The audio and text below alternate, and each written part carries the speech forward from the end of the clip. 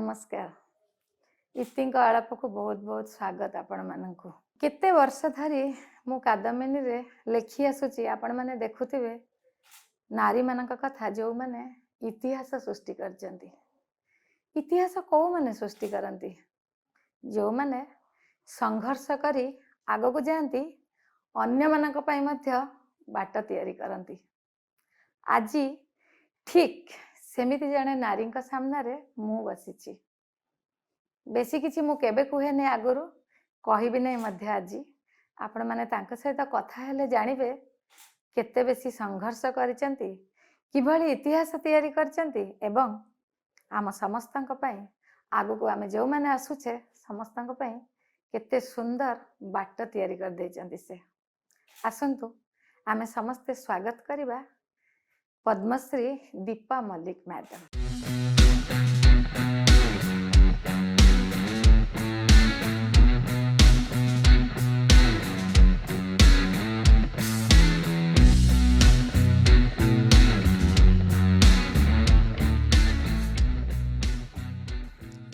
नमस्कार। बहुत बहुत स्वागत है मैम। धन्यवाद। आपको फोटो में जितना सुंदर देखी थी सामने आप उससे ज्यादा सुंदर हो। अरे थैंक यू। सच्ची में बहुत धन्यवाद। फोटो में जैसे लग रहे थे सामने में आप बहुत क्यूट सी। ओह सो अभी सब लोग आपको देखेंगे। 50 साल की उम्र के बाद कोई आपको क्यूट बोले तो बहुत सच्ची में बहुत मैम, अच्छा सच्ची लगता में है। सच्ची में आप थैंक यू। क्यूट सी लग रहे हो। बहुत बहुत स्वागत है इतिंग आड़ाप को आपको। आप उड़ीसा आए हैं, बहुत बड़े काम में आए हैं। ऐसे आपको तो सारे के सारे लोग पहचानते हैं, लेकिन मैं थोड़ा आपको कुछ अलग तरह का पहचानने के लिए कोशिश कर रही हूँ। आपका लाइफ तो फुल ऑफ बहुत सारे आपने कितना डिफिकल्टीज दे के अपने आए हैं, लेकिन सारे वर्ल्ड में आपका परिचय है। मैं खुद को आज मेरा सौभाग्य मान रही हूँ कि मैं आपके सामने बैठ पा रही हूँ। Thank you. ये आपका बड़प्पन है। Thank you. सच्ची में। Thank you.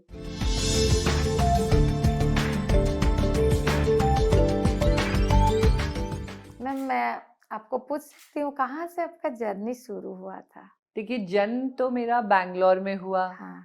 माता पिता रहने वाले हैं राजस्थान से। ओ अच्छा। शादी हुई हरियाणा में। अच्छा। लेकिन आज की तारीख में मेरे ससुराल वाले महाराष्ट्र में सेटल हो गए ओ जाके। मेरा भारत महान। हाँ, तो कहने का अर्थ है कि मैं फौजी परिवार से हूँ। अच्छा। पिता फौज में है और पति भी फौज में है। पति के पिता भी फौज में हैं। ओ मेरे भाई भी फौज में है। So nice. तो बहुत ज़्यादा हमारा बचपन में ट्रैवल रहा और अच्छा। यहाँ से वहाँ, वहाँ से यहाँ वहाँ। से वहाँ, वहाँ से यहाँ। तो मैं राजस्थान में नसीराबाद, कोटा में भी पढ़ी हूँ। तो कोलकाता फोर्ट विलियम केंद्रीय विद्यालय में भी पढ़ी हूँ। पूना में भी पढ़ी हूँ। तो जम्मू के पास अखनूर में भी पढ़ी हूँ। तो कहीं ना कहीं पूरे भारतवर्ष का जो भ्रमण रहा, अलग अलग भाषाएं सीखी, अलग अलग प्रांत देखे। अच्छा। तो बहुत अच्छा एक बचपन गुजरा। मैं छोटी बिटिया हूँ, बड़े भाई हैं। हाँ। और मैं बहुत ज़्यादा बाहर के खेलों में खेला करती थी। बहुत ज़्यादा क्रिकेट बैट हो गया, फुटबॉल हो गया। लेकिन 5 वर्ष की आयु में माँ बाप ने ये देखा कि मैं बाहर नहीं जाना चाहती, मैं बाहर खेलना नहीं चाहती। तो पड़ोस की आंटी ने बोल दिया कि चलो अब ये लड़कियों की तरह बैठ गई है, मतलब जैसे अच्छा। लड़कियों की तरह बिहेव कर रही है। मेरे फादर को वो चीज़ खटक गई। उन्होंने बोला, जब मैंने अपनी बच्ची के खिलौने में, उसके चाहत में, उसकी हॉबी में, उसके कपड़ों में कभी लड़का लड़की नहीं डाला, तो ये बात कहाँ से उठी। और मुझे खुशी है कि मेरे पिता ने वो बात को सीरियसली लिया, क्योंकि जब उन्होंने देखा हाँ वाकई हमारी खेलती दौड़ती भागती दीपा आजकल बाहर नहीं जा रही, खेलना नहीं चाह रही, और इसको इतना शौक है खेल का, तब वो डॉक्टर के पास मुझे लेकर गए कि इसमें कुछ तो गड़बड़ है। और ये फिर इमीडिएट हुआ, ज्यादा लेट नहीं हुआ? नहीं, हाँ मतलब लेकिन उस वक्त एक्सरे वगैरह कुछ भी नहीं, ऐसा MRI CT स्कैन नहीं था। एक्सरे में तो कोई हड्डी टूटी हुई आती नहीं थी। अब तब कहाँ तो पढ़ते? तब तो हम बैंगलोर। लोग जामनगर गुजरात में थे जब पहली बार ये देखा गया कि कुछ तो प्रॉब्लम है। फिर पापा मुझे चंडीगढ़ भी ले गए, वेलूर भी ले गए, और पीजीआई चंडीगढ़ जैसे बहुत बड़ा हॉस्पिटल है, जसलोक हॉस्पिटल, हिंदुजा हॉस्पिटल, मतलब मुंबई भी ले गए। क्या हुआ पूछने क्या के लिए? हुआ पूछने के लिए, लेकिन कुछ आ नहीं रहा था, ब्लड में भी नहीं आ रहा था, एक्सरे में भी नहीं आ रहा था। लेकिन लेकिन आपने खेलना धुलना बंद कर हाँ, दिया? मुझे बाहर नहीं जाना था, जैसे एक आलसी बच्चा हो जाता है। अच्छा तो बोले ये तो दीपा नहीं है। बातों में आलस नहीं था, अच्छा शरीर में आलस आ रहा था। अच्छा। फिर उन्होंने पूना का एक पोस्टिंग लिया, वहाँ पे कमांड हॉस्पिटल, आर्मी का बड़ा हॉस्पिटल है। वहाँ पे फिर मेरा ट्रीटमेंट चला लगभग 6-7 महीने। वो लोग सोचे मेरे को टीबी है, ट्यूबरक्लोसिस है या टीबी मेनिंजाइटिस है। तो बहुत जैसे छोटे बच्चे की रीढ़ की हड्डी का पानी निकाल के वो लोग टेस्ट करते थे इन्फेक्शन देखने के लिए। मुझे याद है कि मेरे पूरे हाथ नीले ही रहते थे, क्योंकि इतना ज़्यादा ब्लड टेस्ट होता था। कभी हाँ, एक्सरे भी वो करते थे तो पूरा डाई सुई डाल के करते डाल थे। डाल फिर के। मुझे छोटे से बच्चे को याद है कि वो चूने का पानी पिलाते वो एक वो एक्सरे लेने के लिए। तो बहुत ज़्यादा ये चीज़ों से मैं गुजरी, बहुत रोती थी। हाँ, लेकिन नेचुरली। फिर एक दिन ऐसा आया कि चलना फिरना बंद ही हो गया, ओह! बिस्तर पे ही पड़े रहे। लेकिन तब तक कुछ कॉज़ मालूम नहीं हुआ? नहीं पता चल रहा था। और ये जो हम कह रहे हैं ना, लॉकडाउन में लोग घर में बैठे, पेंडेमिक में, कोरोना में, मैं एक ही अस्पताल में एक ही बिस्तर पे लगभग 9-10 महीने पड़ी रही। तो जिसमें कुछ पता ही नहीं था हो क्या रहा है। अब आप सोचिए कि 9-10 महीने एक बच्चा एक ही अस्पताल में पड़ा रहे, तो वो माँ बाप का रूटीन, मेरे बड़े भाई का रूटीन, माँ सबका का आना डिस्टर्ब। जाना। लेकिन 9 महीने उन्होंने हिम्मत नहीं छोड़ी, उन्होंने कभी गिव अप नहीं किया। बहुत सुना, देखिए तब मैं छोटी थी, मुझे नहीं समझ आता था। लेकिन जब मैं बड़ी हुई हूँ तब मुझे पता लगा कि मेरी माँ अक्सर कोने में क्यों रो देती थी। कोई मिलके जाता था उसके बाद मम्मी क्यों रो देती थी। बाद में समझ आया, लोग बोला अरे ये तो लाश हो गई है, अभी क्यों इस पे समय बर्बाद कर रहे हो, अपनी जिंदगी शुरू करो, छोड़ दो बच्ची को, जाने दो। मतलब ये गुजर जाए तो ठीक है, हाँ, जिंदी भी रह गई तो एक लड़की है, इसका क्या करोगे। एक मानसिकता। और मैं आपसे 1975 की बात कर रही हूँ, अब तो हम 21वीं हाँ। सदी में बैठे हैं और बहुत बदलाव आ गया है। लेकिन वो वक्त ऐसा था। तो पिताजी को भी बहुत भागदौड़ करनी पड़ती थी। एक उनके यूनिफॉर्म का सेट तो अस्पताल में ही रहता था, गेम ड्रेस, ट्रेनिंग का ड्रेस, क्योंकि कई बार ऐसा होता था कि घर जाने का मौका नहीं मौका मिलता नहीं था। मिलता। तो एक कोना तो पूरा फैमिली लाइफ पूरा, पूरा इधर-उधर बिल्कुल सबका। बिल्कुल। तो वैसा बचपन गुजरा। और फिर इलाज हुआ, पता लगा, डॉक्टर्स का लकीली उनको लगा कि एक और एक्सरे होता है, माइलोग्राम एक्सरे। तब तक उसकी टेक्नोलॉजी आई, वो किया तो स्पाइनल एरिया में ब्लॉकेज मिला। हुँ। तो फिर मेरा ऑपरेशन हुआ। ऑपरेशन के बाद अंदर जब खोला गया तो एक सिस्ट मिली, फिर वो सिस्ट को उन्होंने रिमूव किया। लेकिन वो सिस्ट रिमूव होने के बाद सेंसेशन थोड़ा थोड़ा वापस आने लगा। अच्छा। और क्योंकि मैं 1.5 1 साल से चली नहीं थी, तो मेरे को बहुत ज़्यादा एक्सरसाइज कराने की ज़रूरत हाँ। थी। तो वो रिहैबिलिटेशन भी जो हुआ, वो और 1-1.5 साल अस्पताल का मेरा टेन्योर रहा। मतलब उसी में पिताजी पढ़ाई कराते थे, उसी में हमारी स्कूल से वो लेके, देखिए अब सुनने में कहानी लगती है, लेकिन हाँ, जीने में अगर आप एक बार आंख बंद करके, और मुझे लगता है कि अब लोग उसको रिलेट करेंगे, क्योंकि खुद कोरोना में, पेंडेमिक में वो बंद के एक कमरे में रहे हैं। तो अंदाजा लगा सकते हैं कि वो बंधन कैसा होगा, जब आप लोगों से मिल नहीं पा रहे हैं, किसी त्योहार में जा नहीं पा रहे हैं, शादी ब्याह में आप शामिल नहीं हो रहे हैं। छोटी बच्ची फिर मेडिकल में। हाँ, तो माँ बाप की बहुत भी लाइफ मुश्किल। आप देखिए। और अगर मैं 5 साल की रही हूँ, मेरा भाई 7 साल का रहा है, तो माता पिता की उम्र भी यंग ही होगी। हाँ, नेचुरली। वो भी तो एक यंग कपल थे। हाँ। उनके अपने लाइफ में कितना बड़ा एक ब्रेक आया। हुँ।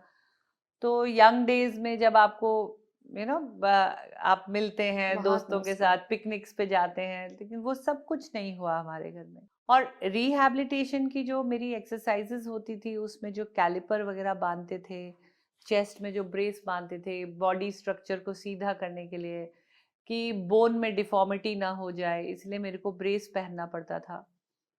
तो वो जो ब्रेसेस था उससे भी बहुत एलर्जी होती थी, प्रिकली होती थी, दर्द होता था। साइड इफेक्ट बहुत ज्यादा हो गया होगा। लेकिन मैंने सबसे जो बड़ी सीख थी ना, वो मैंने उसी बीमारी में सीखी। पहला मैंने सीखा परिवार क्या होता है, टीम वर्क क्या होता है। सब टीम के मेंबर मिलते हैं, आपस में एक दूसरे की मदद करते हैं।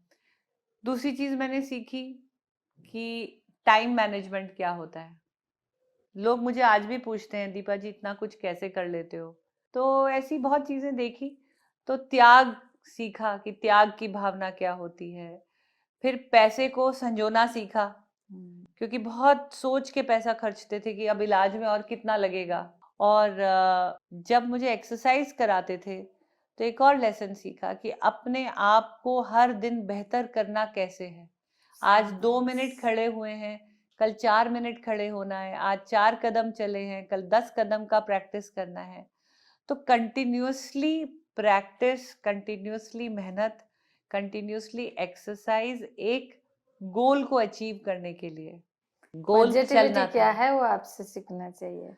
तो या वो सकारात्मक चिंतन हम बोलते हैं, बहुत कुछ। तो मैं अगर मुड़ के देखूं तो मुझे जो सबसे कष्ट वाला समय कहते थे कि हमारे परिवार पे गुजरा है, उसने हमको बहुत बेहतरीन तरीके से आपस में जोड़ा, एक बहुत अच्छा परिवार बनाया।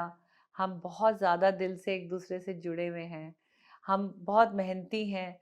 वो कहते हैं ना, क्योंकि ज़िंदगी के इतने उतार चढ़ाव नज़दीक से देख लिए थे। और मेरे पिताजी का आखिरी साल था जीवन का, वो जब आईसीयू में थे और उनको ब्लड कैंसर से वो चले गए, अभी नहीं रहे। लेकिन उनके आखिरी शब्द मुझे याद हैं कि मैं बहुत खुश इस दुनिया से जा रहा हूँ, क्योंकि मेरे दोनों बच्चों को एक ही साल में राष्ट्रपति से पुरस्कार मिला है। ओ मुझे अच्छा। पद्मश्री मिला, मेरे भाई को सेना मेडल मिला फौज में। अच्छा, तो बोले मैंने वो क्वालिटी अपने बच्चों को दी है कि रोज मेहनत करो और बहुत बड़ा अपने आप। सेटिस्फेक्शन उनके लिए। तो ये सीखा, ये ऐसा बचपन गुजरा मैडम। आपका उधर लगभग 3 साल चला गया उसमें। 3-4 साल उसमें चले तीन गए चार जी। साल उसके बाद मैं चली, फिर मैं वापस अपना भागी हाँ, दौड़ी। मैं जगह फिर जगह पढ़ाई शुरू कर दिया पढ़ाई आपने। पर पढ़ाई सब मेरी मिस नहीं हुई, क्योंकि मेरे को हॉस्पिटल से ही फिर गोदी में लेके जाते थे, मैं एग्जाम देकर आती थी। पढ़ाई पूरी घर में पापा कराते थे। फिर अ, नॉर्मल लाइफ आपके तो उसके बाद बिल्कुल में उसके हो बाद गया। तो ऐसा था कि याद ही नहीं रहा कि कुछ हुआ भी था। हाँ बस पीठ पे एक निशान था। हाँ।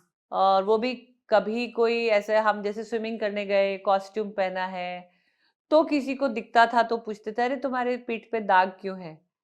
बाकी बिल्कुल नॉर्मल था, कुछ आपका कुछ भी और कुछ कुछ ऐसा नहीं दिक्कत नहीं। रहा, बिल्कुल नहीं फिर रहा। पढ़ाई चलता गया आपका पढ़ाई पूरा। चली, खेलों में वापस, जैसे कॉलेज में बास्केटबॉल खेले, मैं बहुत लंबी हूँ, खड़ी होती हूँ, तो 5 फुट 9 इंच मेरा हाइट था। तो ऑटोमेटिकली चलो जी तुम वॉलीबॉल खेलो, तुम ये खेलो। खूब बास्केटबॉल भी खेला। और फिर मोटरसाइकिल वगैरह चलाने का हाँ, बहुत आप तो बहुत कुछ करते हैं। मोटरसाइकिल वो सब तब हुआ था। मतलब जब मैं बड़ी हो रही थी तो बहुत एक शौक हो गया कि मैं मोटरसाइकिल चलाऊंगी, मैं ये करूंगी। लेकिन तब चलन नहीं था, हमें कुछ पता नहीं था। आजकल तो आप गूगल करिए, आपको सब पता चलता हाँ, है। सोशल मीडिया नेटवर्क में इतने सारे ग्रुप्स जुड़े हैं, आपको सब पता चलता है। आप स्विमिंग भी करते थे, स्विमर भी बोलते एक्चुअली क्या है कि जब आप फौजी कंटोनमेंट में बड़े होते हैं, आपको हॉर्स राइडिंग भी बढ़िया मिलता लाइफ है, है, मुझे अच्छा आपको, लगता है। हाँ, आपको हॉर्स राइडिंग, हाँ लॉन टेनिस। डिपेंड ये करता है कि आपके पास चीजें सब हैं, कितने लोग हैं जो निकल के इस्तेमाल करते हैं। हाँ लेकिन हमारे पिताजी ने हमको बहुत फोकस किया कि आप आउटडोर करिए, शरीर को स्वस्थ रखिए। वैसे भी मेरे लिए एक्सरसाइज करना एक बहुत जरूरी हो गया था। उनको लगता हाँ। था ये 4 साल नहीं नहीं चली है और अब नहीं खेलेगी तो कमजोर ना हो हाँ, जाए। तो खूब खिलाते थे मुझे। तो हॉर्स राइडिंग भी किया, स्विमिंग भी सीखा। उसके बाद कुछ मेडिसिन लेना भी जरूरत नहीं, कुछ भी जरूरत नहीं कुछ समझा, नहीं था। नहीं। मेरा तो मैंने देखा है, लोग माएँ घी डालती हैं लड़कों की चपाती के ऊपर और अपने लड़कों को बादाम खिलाती हैं। लेकिन पूरी जिंदगी मैंने देखा मेरे माँ बाप ने कभी काला चना भिगोया, उसको पीसा, उसको आटे में गूंथा, मेरी रोटी बनाई, भाई की ना बने मेरी रोटी जरूर बनती थी। भाई बादाम खाए ना खाए, मैं बादाम जरूर खाती थी। और मुझे लगता है वो मेरे को आज तक वो ताकत है। हाँ अ, कितना पॉजिटिवली आपने सबको मैंने पूरा घुमा फिरा के एवरीथिंग पॉजिटिवली एंड करते हो आप, तो बहुत अच्छा। उसके बाद कॉलेज में गए और इंग्लिश ऑनर्स में मैंने अपना ग्रेजुएशन किया। और उसके बाद मेरी हस्बैंड से मुलाकात हुई और उन्होंने मुझे एक मोटरसाइकिल दे के मना लिया कि मैं उन्हें पता था सो कि इसका कहाँ सबसे पर मुलाकात हुआ, कॉलेज में? बबीना, आप मानेंगे नहीं, इतना छोटा सा कंटोनमेंट है वो, मतलब झांसी से 17 किलोमीटर, छोटा सा एक, तब तो इतना छोटा था जैसे 1 स्क्वायर किलोमीटर का आर्मी कंटोनमेंट था। अच्छा हमारे फादर वहाँ पोस्टेड थे। अच्छा तो कॉलेज की छुट्टियों में मैं जाती थी, वहाँ मुलाकात हुई क्योंकि वो भी एक स्पोर्ट्स के शौकीन है। तो अच्छा वो भी स्विमिंग, मैं स्विमिंग जाऊँ तो स्विमिंग में मिल जाते थे, मैं बैडमिंटन खेलने जाऊँ तो वो बैडमिंटन खेल रहे होते थे। तो ऐसे देखा कि अरे इसको तो खेलने का बहुत शौक है, मगर इसको भी खेलने का शौक है, प्लस उनको भी मोटरसाइकिल चलाने का बहुत शौक था। तो कुछ वो हमारे जो हॉबीज हैं मिल जाता वो था। मिल गए थे। हाँ और उन्होंने भी पहचान लिया कि ये हॉबीज वाली लड़की है। तो वो आर्मी बैकग्राउंड उनका भी था, हमारा भी था। कोई ऐसा नहीं है कि कोई बहुत ऑपोजिशन हुआ या भाग के शादी करी, बट हाँ मोटरसाइकिल की शर्त जरूर रखी थी, कैसे? मोटरसाइकिल दोगे तो शादी Oh, करूंगी। so nice. तो मैंने दहेज लिया है, दिया नहीं Oh, so nice. है। So nice. कहते ना कि लड़के की शादी में कौन सा गाड़ी दोगे, यहाँ लड़की की शादी में पहले मोटरसाइकिल दोगे तो लड़की आएगी। सच्ची में? हाँ, और उन्होंने मुझे मोटरसाइकिल खरीद के भी दिया और फिर हमारी शादी हुई। और जो मेरी सहेलियां डॉक्टर बन रही थी हाँ या इंजीनियर बन रही थी, 5 साल की पढ़ाई, वो बोले यार तुम्हारे तो बड़े मजे हैं। आप तब प्रोफेशनली कुछ शुरू? कुछ नहीं किया था, ना। मैंने बस पढ़ाई करी और शादी करी। हाँ प्रोफेशनली अगर उस वक्त नॉलेज होती तो मैं रेसर बनी होती, लेकिन तब इतना नॉलेज नहीं था और हाँ। इतना एक्सपोजर नहीं था। कितने साल में शादी हुआ? बहुत छोटे आफ्टर में, ग्रेजुएशन? हाँ 20 साल में हो गया। ओह सो नाइस। हाँ अच्छा, भगवान जो किया हाँ, अच्छी 20 साल चीजें। में शादी हुआ और शादी के फर्स्ट 1.5 ईयर में बिटिया हुई, अच्छा। देविका। हाँ और देविका हुई तो जब वो चलने लगी ना, तो जब वो चलती थी तो क्योंकि मेरा बचपन मुझे चलते हुए याद नहीं था, तो मुझे याद है मैं उसके लिए ढेर सारा पायल खरीदती थी, क्योंकि वो चलती थी तो छन छन छन ऐसे आवाज आती थी। तो वो उसका पायल के घुंघरू में मैं अपना बचपन जीती थी। लेकिन मैम एक गलती हुआ हमसे, एक दिन घर का दरवाजा खुला रह गया और वो रोड पे चली गई और रोड पे उसका एक्सीडेंट हो गया। हाँ। एक अचानक मोटरसाइकिल वाला मार के गया और उसको हेड इंजरी हुआ। हेड इंजरी होने से उसका लेफ्ट साइड पैरालाइज हो गया। तो अरे बड़ी कितना बिटिया साल हुआ था? 14 महीने की लड़की थी देविका। और फिर देविका को लेके हम वही पूना कमांड हॉस्पिटल में चले गए, क्योंकि जहाँ मुझे विश्वास था, हम भी फौजी थे, और वही न्यूरोलॉजिकल वार्ड, वहीं पे वो बच्ची एडमिट, और वो चल नहीं रही। दूध पीना भी छोड़ दिया क्योंकि मुंह का ये साइड ऐसे लटक गया था, क्या तो ट्यूब भगवान से का। उसको, तो वही चाइल्ड का वार्ड, वही न्यूरो पैरालिसिस, वापस वही। अरे और बहुत ऊपर वाले से पूछा फिर क्यों, मैं क्यों। हाँ। तो वो दूसरा लॉकडाउन जिंदगी का आया। और हैरानी की बात है, ये महिलाओं का कार्यक्रम है। मैं महिलाओं से बहुत निवेदन करूंगी इस कार्यक्रम से कि हम लोग, महिला महिला के लिए एकदम से बोल देती है। मेरे को, मैं बताऊं, जितना भी मेरे लिए नकारात्मक विचार आया है वो महिलाओं से ज्यादा आया है। हाँ माँ की बीमारी बेटी को लग गई, और बात आप देखिएगा कि लगभग मैं 5 साल पे हुई थी, मेरी बिटिया तो 15-16 साल हम दोनों में गैप था, मतलब पैरालिसिस होने में। लेकिन 15-16 साल में सोच कुछ भी नहीं बदली थी। जैसा मेरी माँ रोती थी वैसे ऐसे मैं रोने आपको भी लगी, रोना पड़ा? क्योंकि मुझे भी यही बोल दिया गया कि जिंदा लाश को लेके क्या करोगे। लेकिन वो बिटिया मेरी आज मैं बहुत गर्व से कहती हूँ, किड्स यूनिवर्सिटी के हॉस्टल में है और यहाँ पे खेलने आई हुई है। तो हम 2 माँ बेटी, एक ही घर में 2 हैं माँ बेटी, और हम दोनों अंतर्राष्ट्रीय स्तर पर खेलती हैं और खेली हैं। मैं तो खैर अब प्रेसिडेंट की ड्यूटी निभा रही हूँ, लेकिन अगर मैं ग्रां प्री एरिज़ोना यूएसए की बात करूँ तो हम दोनों इकट्ठे देश में खेलने गए थे। हम चाइना ग्रां प्री की बात करूँ तो इकट्ठे खेलने गए थे। और हाल ही में मेरी बिटिया T37 कैटेगरी में खेलती हैं, क्योंकि उनका एक साइड थोड़ा सा कमज़ोर है, और वो अभी एशियन गेम्स का जो MQS है उसको क्वालिफाई करके आई है। लेकिन मुझे लगता है ऊपर वाले ने मुझे इस चीज़ के लिए तैयार किया था। सडनली माँ बनने के बाद और अपनी बेटी को तकलीफ में देखने के बाद मुझे मेरी बचपन की बीमारी का गुस्सा खत्म हो गया। मुझे ऐसा लगा ईश्वर ने मुझे तैयार किया था कि आगे तेरी जिंदगी में ऐसा होना है, तो तू तैयार हो जा, तुझे एक बच्ची को पालना है। तो वो हिम्मत से मैंने उसको पाला, जिस हिम्मत से माँ बाप ने मुझे पाला। और अगर मेरे माँ बाप एक लड़की को नहीं ठीक से पालते तो मैं कहाँ होती। तो उतनी ड्यूटी मेरी थी कि मैं अपनी लड़की को उस ढंग से पालूं, और ऐसे जिंदगी आगे बढ़ी मैम।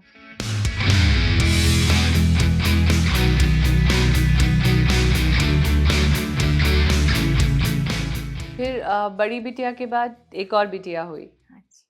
सो देविका के बाद अंबिका आई। जो बॉन्डिंग दोनों का हुआ, जो एक्सरसाइजेज हम उसको डॉक्टर के कहने पे कराते थे तो बच्चा रेजिस्ट करता था, लेकिन अपनी बहन के साथ खेलते खेलते उसने अपने हाथों को उठाना शुरू कर दिया और अपना थोड़ा बहुत बॉडी उसका बेटर हुआ। दोनों के बीच में अंतर कितना? 4.25 साल। अच्छा। हमने थोड़ा सा गैप रखा क्योंकि हमें हाँ, इसको देखना था, संभालना इसको संभालना था। सब कुछ अच्छा चल रहा था। मैंने एक ब्यूटी कॉन्टेस्ट जीता मैम। अच्छा। हाँ, तो नेवी क्वीन बनी थी मैं, और मैं बड़ी खुश थी। जैसे जीवन में आपको अच्छा लगता है, बच्चा भी थोड़ा ठीक हो गया था, हालांकि हाँ। उसका लेफ्ट हैंड सीधा नहीं होता, पर फिर भी क्योंकि हम लोग अक्सर राइट हैंड से ज़्यादा काम करते हैं, वो राइट हैंड से लिखती थी और चलने फिरने भी लग गई थी। थोड़ा हाथ में ही डिफेक्ट थोड़ा सा था।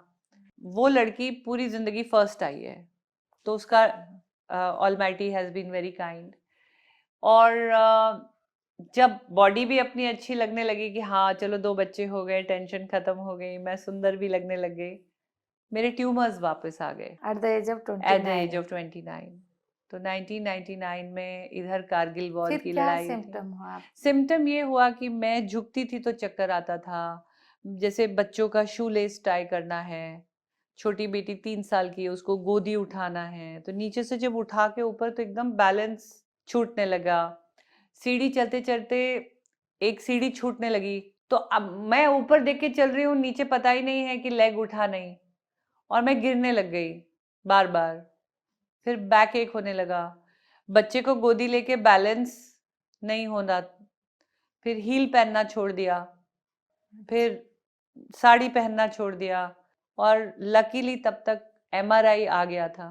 तो MRI में तो 5 मिनट में उन्होंने बता दिया, 5 मिनट में दुनिया बदल गई। ऐसा वक्त जब हस्बैंड कारगिल की लड़ाई में थे, तो वो साथ में नहीं थे, और उन्होंने बोला कि अब हम 1 हफ्ते के अंदर आपका ऑपरेशन करेंगे, क्योंकि अगर ये ट्यूमर बर्स्ट हो गया तो इन्फेक्शन फैल जाएगा फिर शायद, और दोबारा आया है तो कैंसर कितना है क्या है ये तो टेस्ट के बाद ही पता चलेगा।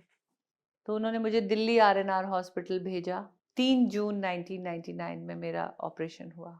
ऑपरेशन से पहले नहीं आए थे? नहीं, वो तो लड़ाई में थे, कोई मतलब ही नहीं था। और वो 7 दिन, वो पिक्चर आई थी ना एक, वो 7 दिन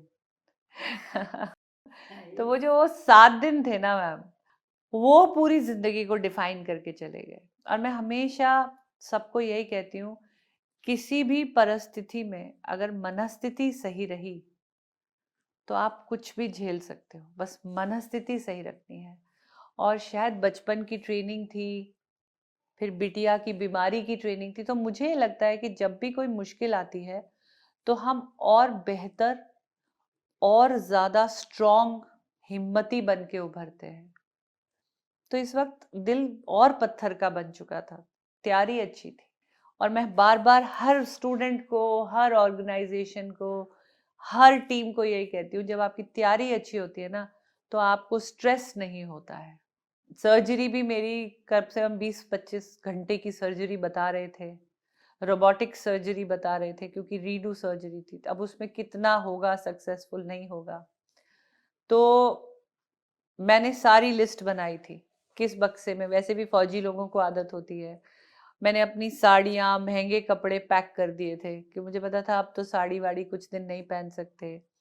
फिर जो जेवर था वो सारा इकट्ठा करके बैंक के लॉकर में डाला, क्योंकि अब हस्बैंड भी लड़ाई में थे, मैं भी हॉस्पिटल चली गई। तो फिर मैंने माइक्रोवेव खरीदा, क्योंकि माइक्रोवेव में बिना फायर के आप खाना गर्म कर सकते, बटन छोटी चला के। बच्ची तो तब बहुत छोटी होगी। 3 साल की थी, 3-3.5 साल की थी। फिर स्कूल में टीचर को मिले, एक हॉस्पिटल से बेड लिया, फ्रेंड के हॉस्पिटल से, ऊपर नीचे होने वाला। वाटर जेल, एक मैट्रेस आता है, गद्दा, हाँ, वो प्रेशर सोर के लिए, वो पहले ही खरीद लिया, क्योंकि खरीदेगा कौन बाद में, सब तो लड़ाई में है। पिताजी फौजी, भाई फौजी, पति फौजी, आएगा कौन छुट्टी लेके। तो इस तैयारी के साथ मैं गई। मेडिकल हाँ, अकेले। अकेले। दोनों बेटियां छोड़ी मम्मी के पास, मम्मी जयपुर में, और मुझे आज भी याद है, शताब्दी पकड़ के मैं अकेले हॉस्पिटल गई। और जब मेरे ऑपरेशन में लेके जा रहे थे, बोले साइन कौन करेगा, मैं कहा मेरे ही करा लो।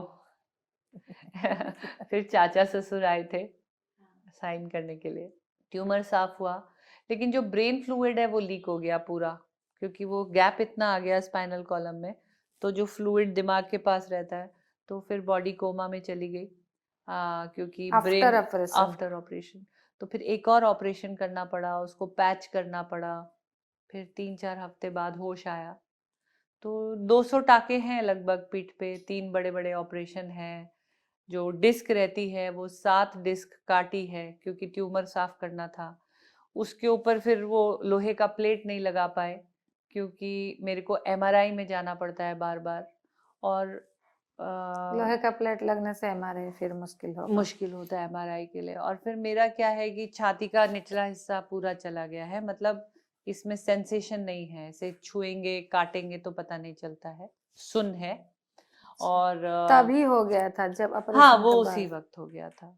तो जैसे मैं बॉडी का बैलेंस है तो मैं पूरा नहीं ऐसे उठा पाती हूँ, और लंबा बैठते हैं तो इसको जैसे ऊपर लगना पड़ता है ऐसे करके, ताकि ऐसे करके, नहीं तो थोड़ी थोड़ी देर में जो रिब्स हैं वो दिल को दबाने लग जाती है। आधा ही फेफड़ा सांस लेता है, आधा लंग्स पैरालाइज है। और सबसे बड़ा चैलेंज है मेरे को, ब्लैडर और बाउल नहीं है, मतलब मल और मूत्र की शक्ति नहीं है। नहीं है। तो पानी कब पीना है, बाथरूम कब निकल जाएगा, तो डायपर लगाना पड़ता है। पॉटी करने के लिए अनीमा लेना पड़ता है रोज, तो स्टूल पास होता है। तो अभी भी अभी नहीं, 22.5 साल से यही, नहीं, तब हुआ था वो, अभी भी ऐसे अभी ही। भी वैसा ही है। उसमें बॉडी मेंटेनेंस सीखा, फिर आप लेकिन टाइम मैनेजमेंट जो एक क्वालिटी बचपन में सीख ली थी, वो काम आती है। टाइम घड़ी देख के करते, इतने बजे पानी पिया, इतने बजे डायपर लगाया, इतना देर बाहर रहे, अच्छा, और लगातार एक्सरसाइज करना पड़ा, ब्रीदिंग एक्सरसाइज करना फिर पड़ा। कितना साल आपको उधर रहना पड़ा 1.5 मेडिकल? साल लगभग लग गया उठ के बैठने के लिए फिर से। आपको कब पता चला कि यहाँ से नीचे तक आप पहले ही पता था, फाइनली बता दिए पहले ही थे? बताया था, जिंदे रहोगे तो ऐसे रहोगे। लेकिन उस वक्त जिंदा रहना था, 2 बेटियां थी, एक बेटी का इलाज चल रहा था, तो जिंदा रहेंगे तो बच्चे तब क्या देखेंगे। सोच आया आपके मन सोच में? ये आया मैम कि अगर हस्बैंड को भी गोली लग गई लड़ाई में, वो भी ऊपर चले गए, मैं भी ऊपर चली गई, तो बेटियों का क्या होगा। और बेटियों में से एक बेटी तो वैसे ही दिव्यांग बेटी है, तो जिंदा रहना है, बस एक ही बात पता थी कि जिंदा रहना है, जैसे भी है जिंदा रहना है। ऑपरेशन में बेहोशी में भी जा रहे थे तो एक ही ख्याल था कि जिंदा, टांग ले लो लेकिन जिंदा। वो दिया ऊपर वाले ने। मैं तो कहती हूँ मेरी प्रार्थना सुनी। आप भगवान विश्वास करते हो? बहुत बहुत। बहुत। अब उसका रूप कुछ भी हो, मैं, ईश्वर है, खुदा है, कोई भी है, जो ऊपर की शक्ति है जो हमें संभाल रही है, उस पर विश्वास करती हूँ। फिर वहां से निकले 2 साल के बाद मेडिकल? हाँ, लगभग इन आउट करके, एक्सरसाइजेस करा के, बैठना सिखा के। पहले तो हमको सांस लेना भी सीखना पड़ा, हाँ, क्योंकि लंग्स चले गए तो कितना खींचना है, कितना छोड़ना है सांस। अभी भी मेरे को बीच बीच में ऐसे खींच के और पूरा भरना पड़ता है, नहीं तो थोड़ी देर बाद ऐसे चक्कर सा आने लगता है, क्योंकि ऑक्सीजन कम होने लग जाता है। और ठंड ज्यादा लगता है शरीर में, क्योंकि पीछे गड्ढा है तो सीधा वो हड्डी हवा के उस ऊपर से तरफ हवा लगता लगती है। है। तो आप हमेशा देखेंगे मैं पीठ के ऊपर कंधे पे 2 लेयर पहनती हूँ, चाहे गर्मी हो चाहे सर्दी हो। तो जूता हमेशा एंकल वाला पहनती हूँ, क्योंकि अगर तो सर्दी हो गर्मी हो बड़ा जूता पहनना पड़ता है। तो नए शरीर को सीखा। मेडिकल से घर आए फिर? मेडिकल से फिर जयपुर आए, फिर जयपुर रहे 1 साल माँ के घर, अच्छा। क्योंकि पति का पोस्टिंग नहीं हुआ था। और लड़ाई के मैदान से पोस्टिंग लेके वापस आना कमजोरी समझा जाता है, और मेरी वजह से अगर मेरे पति आते तो मुझे अच्छा नहीं लगता। मैंने एक बार भी उनको ये नहीं बोला कि तुम घर आ जाओ, और मैं गर्व महसूस करती हूँ उस बात के लिए। So nice. फिर आज मेरा आपके साथ जो मुलाकात हुआ उसके पीछे तो बहुत बड़ा ये है। उस लाइन में आप कैसे आए? तो उस लाइन में से वही मैं कह रही हूँ, महिलाओं का योगदान बहुत रहा। महिलाओं का योगदान यूं रहा कि खाना कैसे बनाएगी, इसके पति की दूसरी शादी कर दो, ये बच्चे कैसे पालेगी, इस घर में तो बेटा भी नहीं है, ये इसकी बात एक भी आया? बहुत। मैं समझती हूँ बेटियां थी तो हमारा एक बड़ा अलग सा घर है मैडम। माँ बच्चों को नहलाती है, उनको डायपर पहनाती है, प्रैम में बिठाती है, दूध की बोतल लेती है, खेलने ले जाती है। क्योंकि मेरी बेटियां थी, वो मुझे नहलाती हैं, मुझे डायपर पहनाती हैं, मेरी जिम की प्रोटीन की जूस की बोतल पैक करती हैं, मेरा बैग पैक करती हैं, मुझे मेरी प्रैम में व्हीलचेयर में बिठा के अंतर्राष्ट्रीय में खिलाने ले जाती हैं। हमारे घर में उल्टा है, मुझे बेटियां खिलाने ले जाती हैं, नहीं तो माँ बेटियों को खिलाने ले जाती है। और क्योंकि बेटियां थी हमें पता ही नहीं, उन्होंने मुझे बड़ा किया कि मैंने उन्हें बड़ा किया, वो मुझे नहलाती थी या मैं उन्हें नहलाती थी। तो मैं शुक्रगुजार हूँ ऊपर वाले की कि बेटियां दी, संवेदना दी, उनके अंदर सेवा भाव दिया। मैं ये नहीं कहती बेटे बुरे हैं, लेकिन जिस शरीर में मैं हूँ शायद मैं सेम जेंडर में कंफर्टेबल ज्यादा रही। हाँ। कपड़े बदलवाना है, मेंस्ट्रुअल साइकिल भी होता है, पैड भी चेंज करना पड़ता था, तो यूरिन का भी डायपर है और मेंस्ट्रुअल साइकिल का पैड भी है। सब बेटी लोग तो कर बेटी लोग लेते हैं। होने से तो बहुत मदद मिला। जो अपनी खुद की खून कर सकती है वो कोई और नहीं कर सकती। जी। फिर ये लाइन में आने के लिए कैसा तो मन ये में? लाइन में ऐसे आए मैम कि जब ये सुना कि मेरे वजह से घर के खर्चे बढ़ गए, मैं बोझा बन गई, तो वो दीपा तो खेलती थी, वो दीपा तो मोटरसाइकिल चलाती थी, अरे बेचारी को तो मोटरसाइकिल के लेकिन पहिए। आप तो पहले से कुछ, तब तो आप हाउस वाइफ थे ना, अब तो कुछ हाँ, लेकिन मोटरसाइकिल तो मैं चलाती ही थी, खेलती थी। बोले अरे ये तो लेकिन मोटरसाइकिल। प्रोफेशनल तो कुछ किए नहीं नहीं, थे तब तक। प्रोफेशनल नहीं किया कुछ। हाँ। फिर मैंने बोला ठीक है, अब पैसा भी खुद कमाना है, और अगर लोगों को मेरे को मोटरसाइकिल के पहिए पे देखना है तो वापस मोटरसाइकिल के पहिए और कार के पहिए पे भी आना है। और तो पहले एक रेस्टोरेंट खोला आपने? हाँ। मेरे को फिर मेरे हुआ ये कि हमारे हस्बैंड ने फौज छोड़ दिया, ये सोच के कि अब इसको ले लेके हम नहीं जा पाएंगे, प्यार से। हाँ।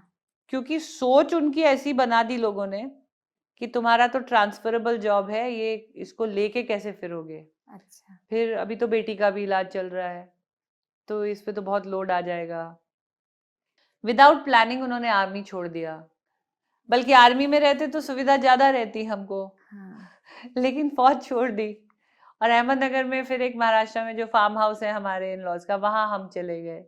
वहां चले गए तो वहां पे हमें अकेलापन महसूस हुआ, क्योंकि वो तो रिटायर्ड लाइफ में थे, हम कुछ तो भी बचे अर्न नहीं थे। तो करते थे। वहां पे जो बच्चे किसके साथ खेलेंगे, भाई दादा दादी हैं बस, बराबर के बच्चे नहीं, मेरे साथ बराबर की कोई सहेली हस्बैंड नहीं। कुछ जॉब में? हस्बैंड ने IIM अहमदाबाद से ट्रेनिंग लिया, लेकिन बहुत ज्यादा जॉब किया नहीं। वो उनको कॉर्पोरेट लाइफ ज्यादा जमी नहीं। तो मैंने कहा ठीक है, अब तो वहीं से एक छोटा सा गार्डन रेस्टोरेंट खोला मैंने। अच्छा। हाँ, फिर उसमें लोगों ने बोला खाना नहीं बनाएगी, तो मैंने 400 लोगों को खाना खिलाया। लोगों ने बोला पैसा पति का जाएगा इसके खर्च में, मैंने पति से ज्यादा कमाया। लेकिन फिर भी लोगों ने कह दिया अरे रेस्टोरेंट पे इसको बिठा देते हैं, चला तो पति रहा है, ऐसा मतलब पीछे से पति चला रहा है। मैं कहा ओ, अब इस शरीर से कुछ करना पड़ेगा, जो मैं करूंगी तो बोलेंगे मैंने किया, पति ने नहीं किया। तो अगर मैं मोटरसाइकिल चला के रिकॉर्ड बनाऊंगी तो वो मैं दिखूंगी, अगर मैं गाड़ियों में रिकॉर्ड बनाऊंगी तो गाड़ी के पहिए पे मैं दिखूंगी। मैं आपको पूछने वाली थी कि जो इतना कुछ आपने किए, जिसके लिए मैं आपके सामने बैठ पा रही हूँ, कि आपके साथ मुलाकात हुआ, इसके आपने कौन सा इंस्पिरेशन, ये तो इंस्पिरेशन ये वाला चला गया। इंस्पिरेशन यही था मैम, जो नेगेटिव ताने आए ना, हाँ वही मैं हर ताने को मुझे पलटना था।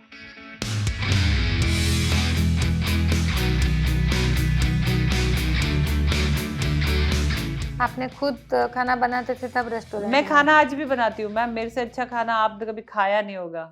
ठीक है, तरीका अलग होगा, आप खड़े होके ऐसे बनाते हैं, मैं बैठ के ऐसे बनाती हूँ। वो सोच नहीं बदलते हम लोग। फिर ये जो सोच है ना, इसको बदलने के लिए मैंने सोचा कि मैं इतनी पढ़ी लिखी हूँ, मैं अच्छे परिवार में हूँ, तो मुझे इतना सुनना पड़ रहा है, तो उन महिलाओं का क्या है। और फिर मेरे को बेटी के लिए भी एक रोल मॉडल बनना था ना भाई, जो चीज मैं सुन रही हूँ इसका मतलब बेटी भी सुनेगी, हाँ तो बेटी कमजोर ना बन जाए ना। तो अंदर की माँ ने भी बहुत प्रेरणा दी कि बेटी ये ना समझे कि अगर कोई अपंगता है तो उसमें उदास रहना है या ताना सुनना है, तो वो हिम्मत बन के बेटी को भी देना था। तो मुझे लगता है कि मेरा माँ होना मेरी सबसे बड़ी इंस्पिरेशन थी, और औरत होना उससे भी बड़ी इंस्पिरेशन थी। मेरा आंसर आपसे मिल गया। मैं वो पूछने वाली थी कि इतना कुछ करने के लिए इंस्पिरेशन क्या, औरत का इंस्पिरेशन वो खुद होती है। बिल्कुल।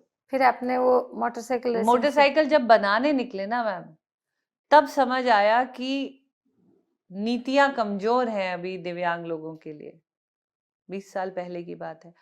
मोटरसाइकिल कोई बनाने को राजी नहीं, कस्टमाइजेशन कोई करने को राजी नहीं, बना लिया तो लाइसेंस देने को राजी नहीं, लाइसेंस के लिए 19 महीने लड़ाई लड़ी तो फिर इंश्योरेंस देने को तैयार नहीं, फिर इंश्योरेंस की लड़ाई लड़ी। फिर मैंने कहा ये लड़ाई अब बड़ी हो गई है, मुझे उसमें अपना एक ध्येय, एक उद्देश्य नजर आने लगा। मेरे को डाला नहीं समझ आया, बिटिया को डाला नहीं समझ आया, मुझे दोबारा डाला फिर समझ आया कि काम कुछ और है, चुना है ऊपर वाले ने। और जब स्वयं ऊपर वाले ने ही चुन लिया आपको, तो फिर तो आपके ऊपर सबसे बड़ा हाथ आ गया ना।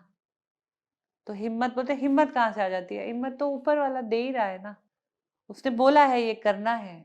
और मैं इतनी खुश हुई उस दिन, जिस दिन आदरणीय मोदी जी ने कहा कि पद्मश्री तुम्हें खेलों के लिए, इसके लिए, उसके लिए नहीं दीपा, मेरे हिसाब से तुम्हें मानसिकता बदलने के लिए जो मिला है, लोगों की प्रेरणा बनने के लिए मिला है।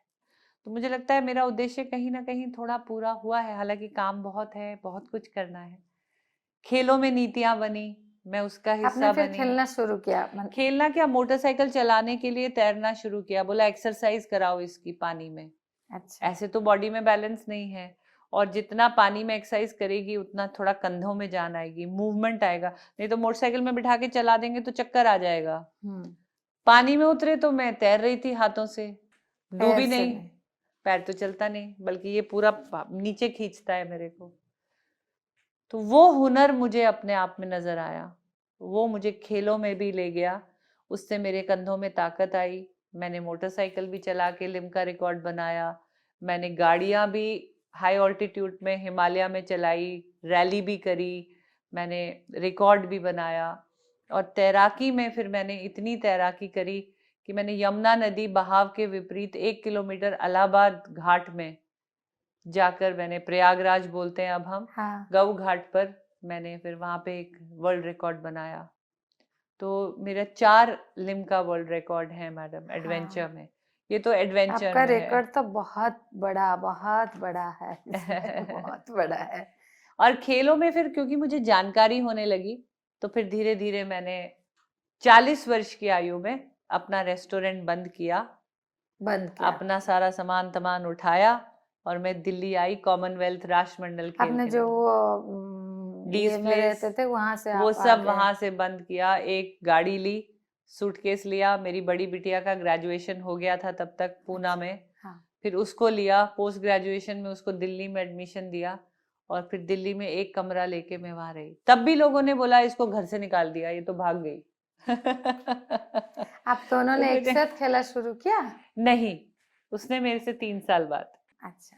उसका आप ऐसे देखेंगे तो बहुत जल्दी नहीं पता चलता कि उसको जैसे कपड़े पहने हैं, दुपट्टा डाला है।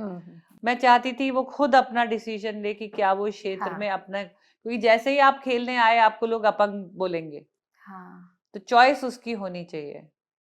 वो मेरे साथ मेरी अटेंडेंट बन के जाती थी, फिर वो पूरी बच्चों की वो देखती थी, समस्याएं देखती थी, और साइकोलॉजी में उन्होंने पोस्ट ग्रेजुएशन किया है, तो वो बच्चों के लिए साइकोलॉजिकल काउंसलिंग भी करती थी, इंग्लिश में बैठ के जो रूरल बच्चे थे उनके वीज़ा के फॉर्म भी भरती थी मेरे साथ बैठकर, कंप्यूटर पे भी काम करती थी। फिर धीरे धीरे हमने वेबसाइट देखने शुरू किए, तो यंग बच्चों से, बिटिया से मैंने इंफॉर्मेशन टेक्नोलॉजी सीखी, उसने मेरे लिए फेसबुक बनाया, मेरे बारे में लिखना शुरू किया, लोगों के सामने मैं आने लगी, वो मेरी बिटिया लाई मुझे। मैम आपने पहला खेला जी, उसका एक्सपीरियंस थोड़ा? पहली बार तो मैं खेलने गई थी स्विमिंग में 2006 में। अच्छा। मैं कुआलालंपुर गई थी, और कुछ पता नहीं था तब, हमें ये भी नहीं पता था कि हमारी श्रेणी में हमको एक अटेंडेंट भी मिलता है, तो खुद के खर्चे से पहली बार बाहर गए थे, और वहाँ पे ढेर सारे दोस्त बनाए, और बड़ा ऑड था क्योंकि सारे बच्चे 20 साल 22 साल 25 साल, मैं एक 2 बच्चों की माँ फौजी की बीवी जो इंग्लिश बोलती थी, मैं सबसे अलग। लेकिन फिर धीरे धीरे मैंने सबसे मित्रता की, सबको वो जो डर रहा था वो उसको तोड़ा कि ऐसा नहीं है, मैं भी आप जैसी हूँ। फिर मैंने अपने वो मेम साहब वाले जेवर वेवर सब उतारे, और तब से आज तक मैं यही ट्रैक सूट में रहती हूँ ताकि लोग मुझे खिलाड़ी की तौर पे देखें। 2009 में फिर एथलेटिक्स में मैं आई, फिर 2010 में राष्ट्रमंडल खेल, फिर उसी में मेरे को एशियाई मेडल मिला, मैं भारत की पहली महिला बनी जिसे एशियाई हाँ मेडल मिला। फिर वर्ल्ड चैंपियनशिप लाने वाली भी मैं पहली महिला बनी। फिर पैरालंपिक्स से किसी भी स्पोर्ट में सबसे पहला मेडल भारत के लिए महिलाओं का मैं लेकर आई। तो अच्छा लगता है पहला होना, गर्व महसूस होता है, लेकिन पहले होने के साथ बहुत स्ट्रगल भी होता है। इसके बीच आपके फैमिली लाइफ में कुछ भी डिस्टरबेंस नहीं हुआ? फैमिली लाइफ में डिस्टरबेंस बस यही हुआ कि पति और पत्नी का समय थोड़ा सा, पहले वो ड्यूटी पे लड़ाई पे रहते थे तो मैं अकेली रहती थी, अब मैं ड्यूटी और खेलों पे रहती हूँ तो वो उधर अलग रहते हैं, लेकिन हम बैलेंस करते हैं। कभी भी अपने मेंटली कुछ अलग सा फील नहीं किए? ऐसा नहीं है मैम, होता है, हम भी इंसान हैं, हाँ बुरा लगता है, कई बार ख्याल आ जाता है, शादी ब्याहों में जाते हैं, हाँ। मैं इतना नाचा करती थी, मैं बहुत मतलब संगीत, लेडी संगीत में अब तो तो शुरू, उड़िया में एक टर्म है, चुलबुली बोलते हैं हम। आप हाँ वैसे ही हो, हाँ, आपके बातों से तो लगा। मुझे बहुत डांस बहुत अच्छा लगता है, मुझे घाघरा साड़ियाँ, हाँ आप लेकिन बहुत अब मैं वो सुंदर चीजें हो। नहीं पहन पाती हूँ, कभी कभी मिस करती हूँ, आप तो लेकिन बहुत चंचल रही होंगी, बहुत जो ज्यादा। मोटरसाइकिल चलाती है, जो स्विमिंग करती है, जो हाँ, खेलती है। लेकिन बस खुशी इस बात की है वो सब चीजें वापस मैंने अपनी जिंदगी में ले आई। वो कहते हैं ना, winners don't do different things, they do it differently. वही मोटरसाइकिल चलाती हूँ थोड़े बदलाव के साथ, उसमें अब 4 पहिए लग जाते हैं 2 की बजाय। आप अभी भी मोटरसाइकिल चलाते जी हो? हाँ, ये तो शर्त है, वो भी मोटरसाइकिल और मैं भी मोटरसाइकिल, जब तक चलाते रहेंगे शादी चलेगी। So nice. आपके मन में कभी भी ऐसा नहीं आया कि भगवान को मैं बोले इससे क्यों किया? भगवान से तो मैं बातें करती हूँ, हाँ लेकिन अपनी कविता में करना करती हूँ, चाहिए। लड़ती आप हूँ। लिखते करना चाहिए भगवान के साथ बात। तो मेरी बातचीत मेरी एक कविता में मैं लिखती हूँ, ओ हिंदी की अच्छा। कविताएं लिखती हूँ, शायद आपने सुना भी हो किसी मंच से पहले। लेकिन जो मैं भगवान से शिकायत करती हूँ या बात करती हूँ, मैं ऐसे करती हूँ कि जिंदगी तुमने युद्ध बनाकर दी तो क्या, हार मान हथियार डाल दूंगी, मैं तो वीरांगना हूँ, डटकर लड़कर जीत का संकल्प लूंगी। जिंदगी तुमने रेत बनाकर दी तो क्या, जिंदगी तुमने रेत बनाकर दी तो क्या, इसे इस मिट्टी में से फिसलने दूंगी, मैं अपने आंसुओं से गूंद कर गागर बना पुनः खुशियों से भर लूंगी। जिंदगी तुमने तूफान बनाकर दी तो क्या, जिंदगी तुमने तूफान बनाकर दी तो क्या, अपनी नैया को भव सागर में डूबने दूंगी। मैं तो वो माझी हूं जो तिनके का सहारा भी ढूंढ लूंगी। जिंदगी तुमने जहर बनाकर दी तो क्या, इसे प्राणों को हरने दूंगी। मैं तो मीरा हूं, भक्ति की शक्ति से घूंट भर बेअसर कर दूंगी। जिंदगी तुमने लंगड़ी बनाकर दी तो क्या, इसे इस कुर्सी पर घिसटने दूंगी। मैं तो हिम्मत हूं, अपने दृढ़ निश्चय से पुनः बिन सहारे के चल लूंगी। ये बहुत अच्छा लगता है कि बेशक शरीर आधा रह गया हो, इरादे उससे 10 गुना बढ़े और अपने लिए नहीं दूसरों के लिए भी कुछ कर पाए। बिटिया भी एक एनजीओ चलाती है, व्हीलिंग हैप्पीनेस, अच्छा। और बहुत मदद करती है दिव्यांग बच्चों को। छोटे स्तर पे काम कर रही है, लेकिन हाँ, एटलीस्ट बाद बच्ची में बड़ा कुछ हो कर रही जाएगा। है। और मैं अपना योगदान, पैरालंपिक कमेटी ऑफ इंडिया की प्रेसिडेंट मुझे ये दायित्व दिया है, जब से दिया है बहुत मेहनत कर रही हूँ मैम, दिल से कर रही हूँ। और उन सबका शुक्रिया अदा करती हूँ इस मंच से। सामंता जी हैं, खासकर आज मैं उड़ीसा में हूँ, इतना बड़ा कार्यक्रम हुआ है। हमारे जितने भी स्पॉन्सर्स हैं, जितना भी मीडिया है, जितने भी यहाँ के गवर्नमेंट के सारी फैसिलिटी है, सीएम साहब हैं, सभी का इस मंच से, भुवनेश्वर का, उड़ीसा का पूरा पूरा धन्यवाद है। मैम, आप जब काम शुरू किए, आप बहुत आगे आ गए अभी। आपको आपके लिए मुश्किल मिला या दूसरों को फेस करने के लिए मुश्किल हुआ काम में? इस काम में जब भी आप, जिसके लिए मैं आपके सामने बैठी हूँ। मैम कुछ मुश्किल तो खुद को भी हुई।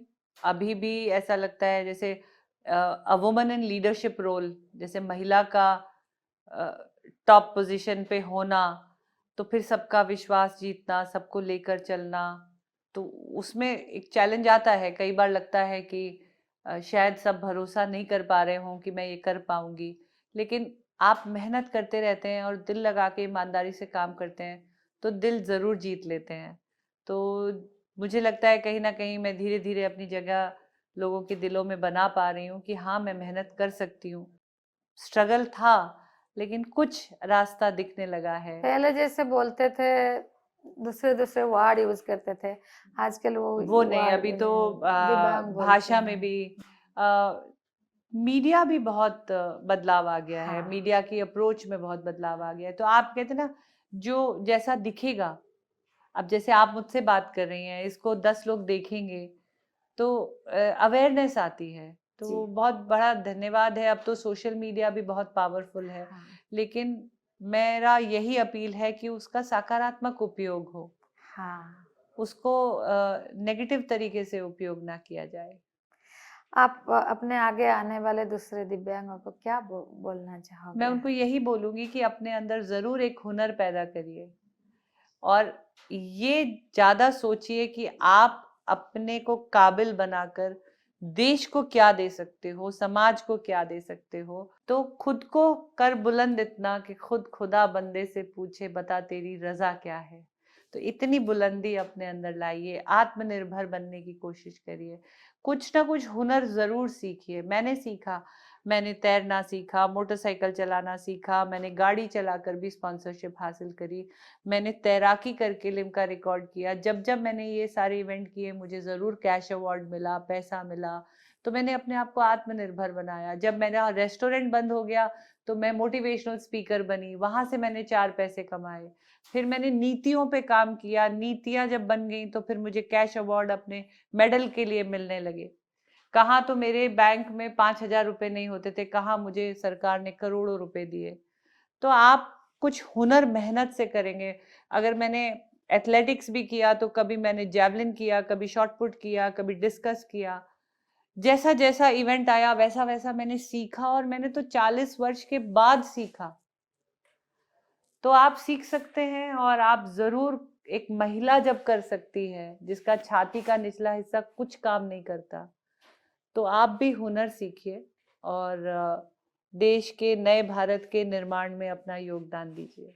मैम, हम जब मानसिकता का बात करते हैं, आप जब शुरू किए थे तब का मानसिकता अभी का, आप क्या चेंज देख रहे हैं अपने आप में?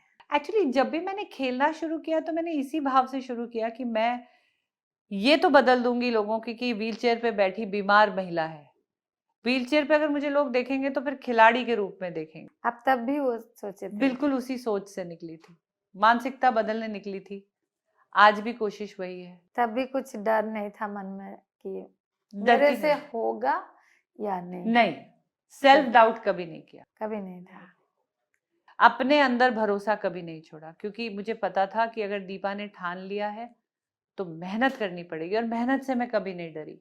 मैम वही जो आपके अंदर आया वो कहाँ से आया?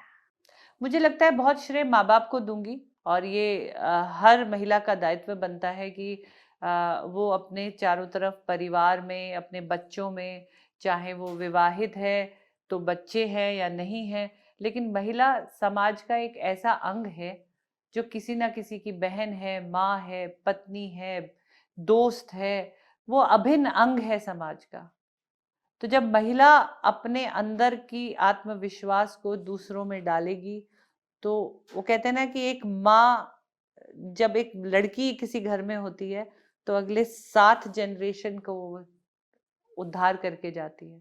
आपको तो ऐसा लग रहा है आप एक महिला हो इसीलिए आप इतना कुछ कर गए, अगर महिला नहीं होती शायद कुछ पर ऐसा? हैरानी की बात यह है कि महिला होते हुए जो काम मैंने किए हैं वो तो सब आदमियों वाले हैं। मोटरसाइकिल चलाना, नदी में कूद जाना, खेलने निकल जाना। तो कहने का अर्थ यह है कि अब समय आ गया है कि हम महिला पुरुष की भावनाओं को, इच्छाओं को, उनके शौक को, उनके खेलों को कोई भी लिंग ना दे। जो कॉमन इंग्रेडिएंट है ना मैम, वो मुझे लगता है आत्मविश्वास, सीखने की जिद और मेहनत कर गुजरने का जज्बा। उसके बाद महिला पुरुष हो उससे कोई फर्क नहीं पड़ता। जैसे आपको कभी लगा नहीं फिर भी आपको कुछ कुछ सुविधाएं मिला, ऐसे बहुत सारे दिव्यांग हैं जिनको कुछ सुविधाएं मिलता भी नहीं, आप क्या बोलेंगे? मैम हम रूरल वर्कशॉप्स करते हैं, मैं अपनी बिटिया के साथ जाती हूँ। उदासी की बात यह है कि उन्हें पता ही नहीं है कि उनके हक क्या है, पॉलिसी में उनके लिए सुविधा क्या है। हाँ। अवेयरनेस की कमी है। मुझे लगता है आज जो सरकार की नीतियां हैं उसमें हर दिव्यांग व्यक्ति के लिए कुछ ना कुछ जरूर है, उसके लिए एजुकेशन भी है, उसके लिए, लेकिन उसको मांगने, पहचानने और उसकी अवेयरनेस की जरूरत है, और खुद निकल के आके दिव्यांग को हिस्सा बनने की जरूरत है। मैं फाइनली मैम यही बोलूंगी, सबसे पहले तो आपका बहुत बड़ा धन्यवाद दूंगी कि आप जो महिलाओं के लिए कर रही हैं, जो ये बातें आगे ला रही हैं, क्योंकि इंसान एक दूसरे से ही सीखता है। मैंने भी कुछ मेहनती महिलाएं देखी होंगी अपनी माँ में, अपनी सास में, तभी तो मैं आज यहाँ हूँ। तो हम एक दूसरे से सीखते हैं, ये ह्यूमन नेचर है, ये ह्यूमन काइंड है। तो आई होप कि इस वार्तालाप से कुछ महिलाओं ने कुछ सीखा होगा, कुछ दिव्यांग व्यक्तियों के दिल को ये बात लगी होगी, उनके अंदर हिम्मत जगी होगी कि जिंदगी एक ऐसा त्योहार है जिसे हम रोज मना सकते हैं। तो प्लीज जागिए, जिए और त्योहार मनाइए जिंदगी का। खुश रहिए, स्वस्थ रहिए, फिट रहिए और कुछ ना कुछ हुनर को सीखते रहिए। So nice. दीपा मलिक, एक लाइन में हम क्या बोलेंगे, कैसे डिफाइन करेंगे? एक ऐसी महिला जिसे खुश रहने की बीमारी है। ଶୁଣୁଥିଲେ ଆପଣମାନେ, ସମୟ ଆଦୌ ଜଣା ପଡ଼ିନଥିବ। କହିଥିଲି ମୁଁ, ନାରୀମାନେ ସବୁବେଳେ ଏମିତି କାମ କରନ୍ତି ଯେଉଁଥିରେ ନିଜେ ନିଜ ପାଇଁ ଇତିହାସ ସୃଷ୍ଟି କରିବା ସହିତ ଅନ୍ୟ ବହୁତ ଜଣଙ୍କ ପାଇଁ ପଥ ତିଆରି କରିଦିଅନ୍ତି। ଆପଣମାନେ ଆଜି ପଦ୍ମଶ୍ରୀ ଦୀପା ମଲ୍ଲିକଙ୍କ ପାଖରୁ ଯାହା ଶୁଣିଲେ ନିଶ୍ଚିତ ଭାବରେ ପୁରା ହୃଦବୋଧ ହେଇଥିବ, ସେ ନିଜ ପାଇଁ ରାସ୍ତା ତିଆରି କରିବା ସହିତ ଅନ୍ୟମାନଙ୍କ ପାଇଁ ମଧ୍ୟ କେତେ ସୁନ୍ଦର ରାସ୍ତା ତିଆରି କରିଦେଇଛନ୍ତି। ଏଥର ରହିଲି, ଆଉ ଥରେ ପୁଣି ଜଣେ ନୂଆ ଅତିଥିଙ୍କ ସହିତ। ନମସ୍କାର।